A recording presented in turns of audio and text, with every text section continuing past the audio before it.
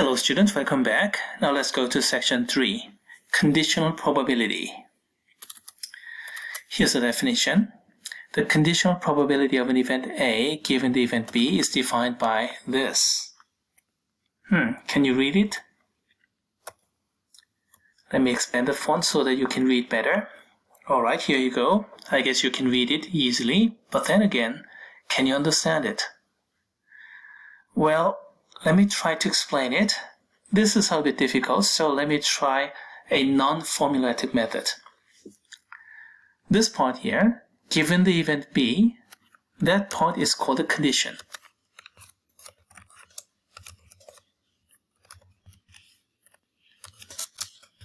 Here the event B is called the condition. And then we have to do our mathematics within this condition.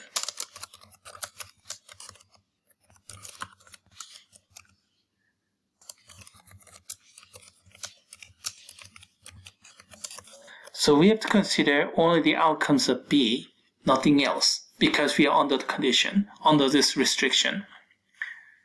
This effectively restricts our sample space to B.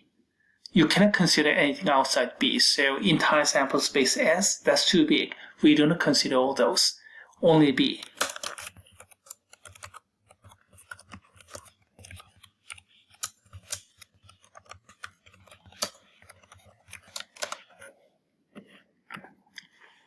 So under this new, smaller sample space, we do our probability computation, and that is called a conditional probability. And as for this formulation, we're going to talk about it a little bit later after an example problem. Hopefully this example problem will solidify your understanding. Okay, here we go. Let's begin with a data table like this. But this is not very good, too much information. Names are not important. Let's just go down to the variables, gender, male or female, and the major, liberal art, business, and technology. And then count the number of students. You end up with this. And this is called a contingency table, or some people call it cross-tabulation.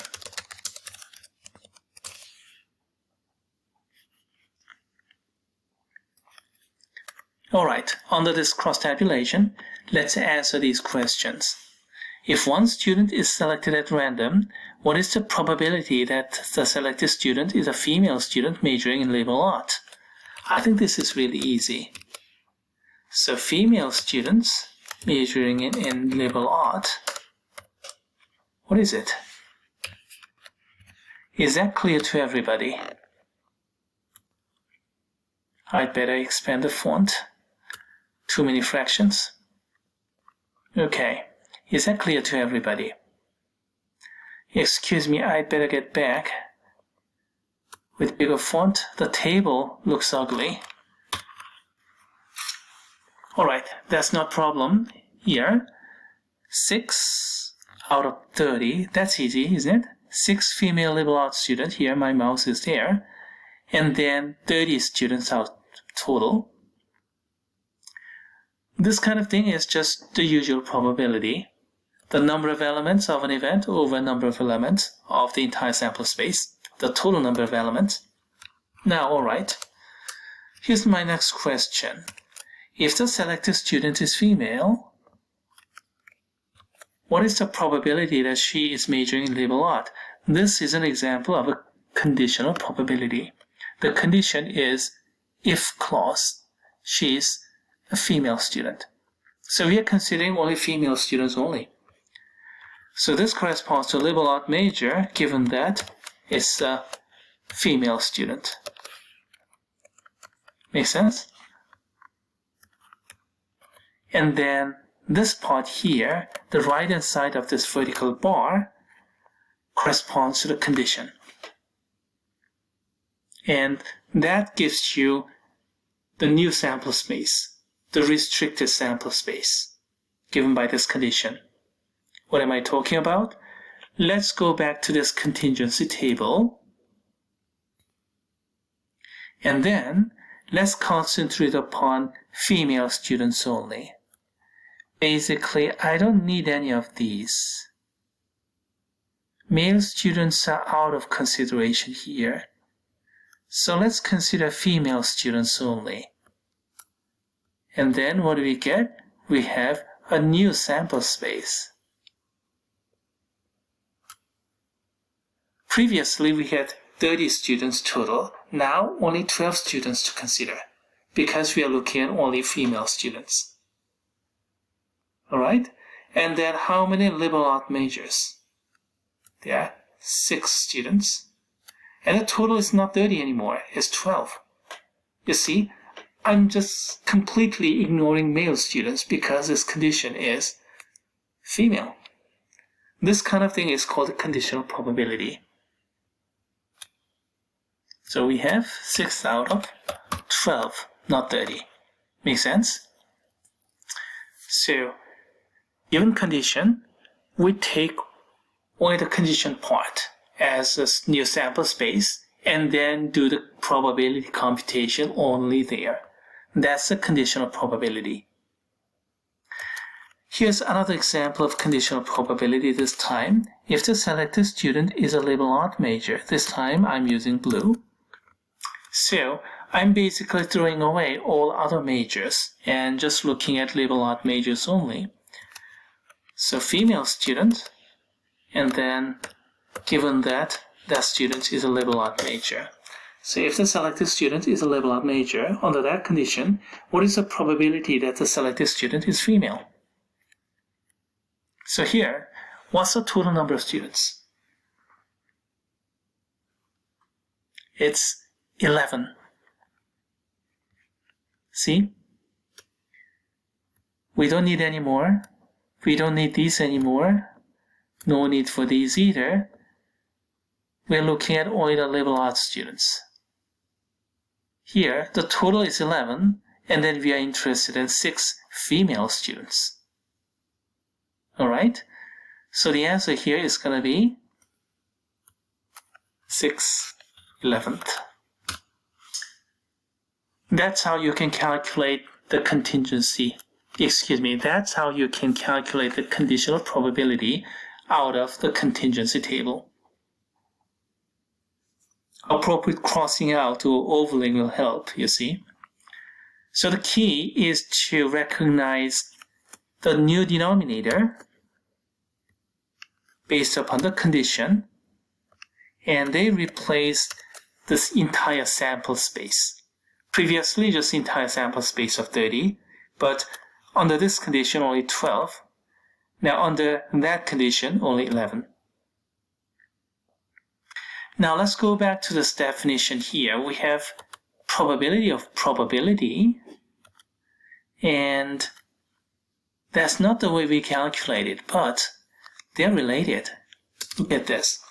If you have a finite sample space, as in our previous example, we have straight up counting. So the probability is the number of elements in a certain event over the total number of elements in the entire sample space. So it's basically n of certain set over n of s. So n of this intersection over n of s corresponds to the numerator here.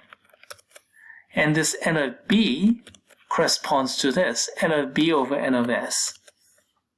Number of elements of b over number of elements of entire sample space. Now, n of s, they divide themselves out. And then we have new fraction here, whose denominator is now n of b,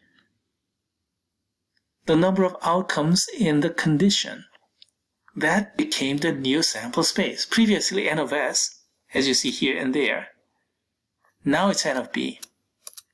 And that's precisely what you saw here, n of b. Oh, come on, n of b down here. And then, if you use this expression, we can rewrite it like this. 6 out of 30 over 12 out of 30.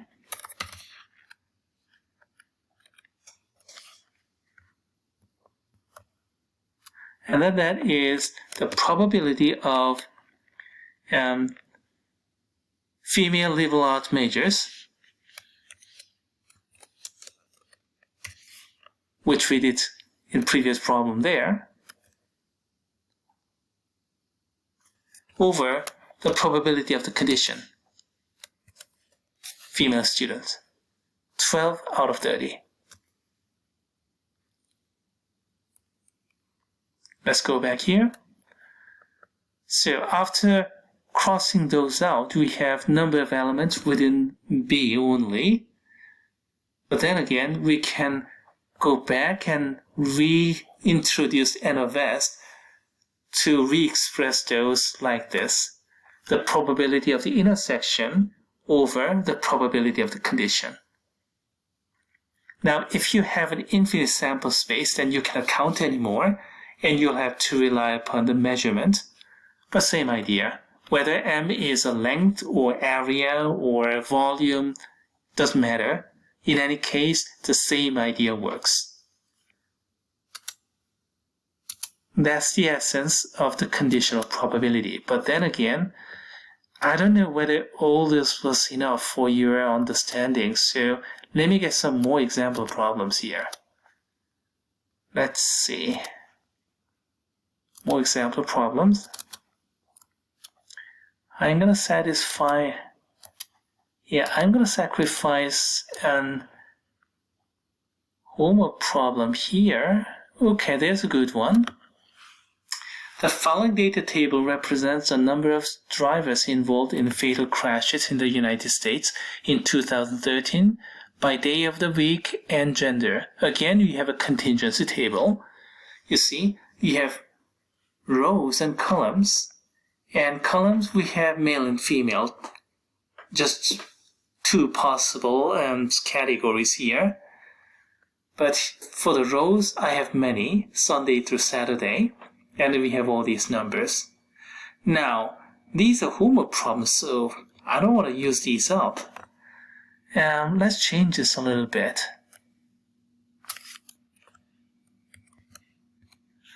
So, instead of Friday, let's look at Wednesday. Yeah, okay. I have plenty of room here. So, what is the probability that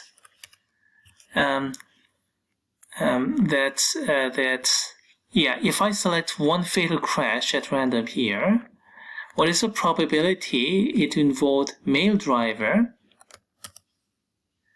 and it happens on Wednesday?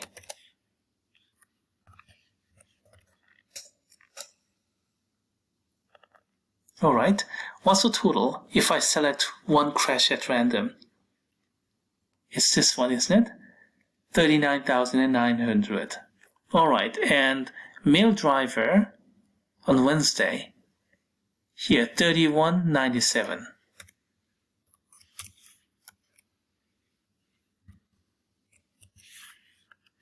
And then of course nothing is accurate in statistics. All these must have been some estimation. Let me use this. And I'm not going to bother simplifying this or getting decimal expression. Now, this one is not a conditional probability. It's a straight up probability. If blah blah blah, yes, but it did not restrict at all. Just selecting at random out of just whatever. Now let's go to the next problem. If the fatal crash happens on Friday, let me change this into Wednesday again. Wednesday. What is the probability that the fatally wounded driver was a man? So, okay. It's restricted to Wednesday. Therefore, we are looking at Wednesday numbers only. So, I don't want anything else. Just Wednesday numbers only. And then male drivers, total is 4,926. That's my new denominator. And then male driver among those, 3197. Make sense? So that's going to be my answer here. So probability of male driver, given that it took place on Wednesday, that's gonna be 3197 over, not the total here, but only for Wednesday, 4926. Make sense? So Wednesday is the condition, so that is my new sample space, new denominator. Here's another problem. If a fatally wounded driver was a man, what is the probability that the collision took place on, again, Wednesday? Yeah. Friday remains as a homework problem, so you have to do it on your own. Let's do this by Wednesday. So fatally wounded driver was a man. So male driver, that is your condition this time. So Wednesday and the male driver. And let's see. We are looking at the new condition, that is male driver. So that's what we have to focus upon here. So condition is male this time. So throw away everything about female drivers. So here we go. I'm interested in only these, and these are all out of consideration. And then what's the total? 25,911. That's my denominator, and then of course among there, Wednesday, right here. So 3197 or 25,911. Does it make sense?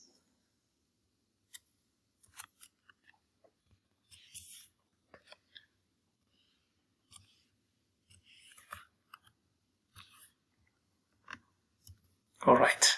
Of course, there are more problems, but I'm going to leave those as a homework problem. I changed this into Wednesday, so if you just use these numbers, then you're not going to get credit. You have to do the right problem, and this homework is about Friday. And then there's several more problems. Weekend, Saturday or Sunday, okay.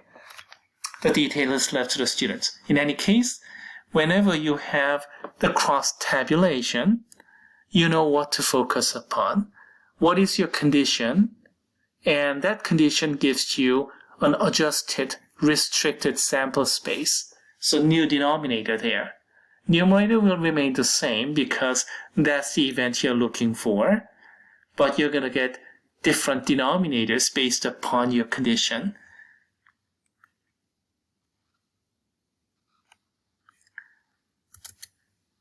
All right. Let's get out of here. Coming back to our main notebook, let's see. All right, conditional probability. And then we went through an example problem. Okay, one final command, and then that's it. From this conditional probability formula, if I flip this denominator, this denominator, to the other side, then we get this multiplication, especially this one here. And of course, if I switch A and B, I'm going to get the second expression as well. So conditional probability was useful in cross-tabulation there, yes, but also it can help you calculating the probability of A and B using the multiplication rule like this. The details about multiplication rules will be discussed in the next subsection here. One final comment. In a special case, if you don't have to use the conditional probability, but instead you can use the straight-up probability because the conditional probability and straight-up probability are the same, then we say the events A and B are independent. Independence will be discussed in detail in the next lesson, in lesson 3. So we're going to keep on studying conditional probability for next section and next lesson.